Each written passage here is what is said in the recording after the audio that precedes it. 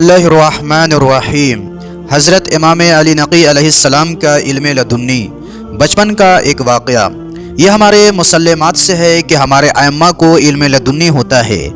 یہ خدا کی بارگاہ سے علم و حکمت لے کر کامل اور مکمل دنیا میں تشریف لاتے رہیں۔ انہیں کسی سے علم حاصل کرنے کی ضرورت نہیں ہوتی اور انہوں نے کسی دنیا والے کے سامنے زانوِ ادب طے نہیں فرمایا۔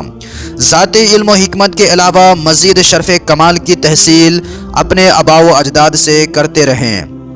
یہی وجہ ہے کہ انتہائی کم سنی میں بھی یہ دنیا کے بڑے بڑے عالموں کو علمی شکست دینے میں ہمیشہ کامیاب رہے، اور جب کسی نے اپنے کو ان کی کسی فرد سے مافوق سمجھا تو وہ ذلیل ہو کر رہ گیا یا پھر سر تسلیم خم کرنے پر مجبور ہو گیا۔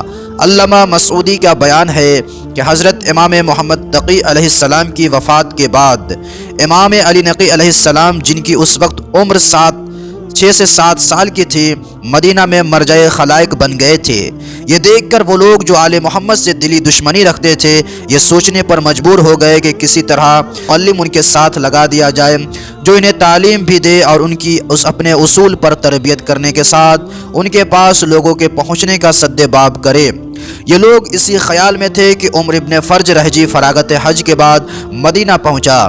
لوگوں نے اس سے عرض مدعا کی، بالآخر حکومت کے دباؤ سے ایسا انتظام ہو گیا کہ حضرت امام علی نقی علیہ السلام کو تعلیم دینے کے لیے عراق کا سب سے بڑا عالم ادیب عبید اللہ جنیدی معقول مشاہرہ پر لگایا گیا۔ یہ جنیدی آل محمد کی دشمنی میں خاص شہرت رکھتا تھا۔ الغرض جنیدی کے پاس حکومت نے امام علی نقی علیہ السلام کو رکھ دیا اور جنیدی کو خاص طور پر اس امر کی ہدایت کر دی کہ ان کے پاس روافظ نہ پہنچنے پائیں۔ جنیدی نے آپ کو قصر سربابیں اپنے پاس رکھا ہوتا یہ تھا کہ جب رات ہوتی تھی تو دروازہ بند کر دیا جاتا تھا اور دن میں بھی شیعوں کے ملنے کی اجازت نہ تھی۔ اسی طرح آپ کے ماننے والوں کی آمد کا سلسلہ منقطع ہو گیا اور آپ کا فیض جاری بند ہو گیا۔ لوگ آپ کی زیارت اور آپ سے استفادہ سے محروم ہو گئے۔ راوی کا بیان ہے کہ میں نے ایک دن جنیدی سے کہا، غلام ہاشمی کا کیا حال ہے؟ اس نے نہایت ہی بری صورت بنا کر کہا، انہیں غلام ہاشمی نہ کہو، وہ رئیس ہاشمی ہیں۔ خدا کی قسم وہ اس کم سینی میں بھی مجھ سے کہیں زیادہ علم رکھتے ہیں۔ سنو، میں اپنی پوری کوشش کے بعد جب ادب کا کوئی باب ان کے سامنے پیش کرتا ہوں تو اس کے متعلق ایسے باب کھول دیتے ہیں کہ میں حیران رہ جاتا ہوں۔ لوگ سمجھ رہے ہیں کہ میں انہیں تعلیم دے رہا ہوں، لیکن خدا کی قسم میں ان سے تعلیم حاصل کر رہا ہوں۔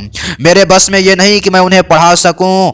خدا کی قسم وہ حافظ قرآن ہی نہیں، وہ اس کی تعویل و تنزیل کو بھی جانتے ہیں، اور مختصر یہ کہ وہ زمین پر بسنے والوں میں سب سے بہتر اور کائنات میں سب سے افضل ہیں۔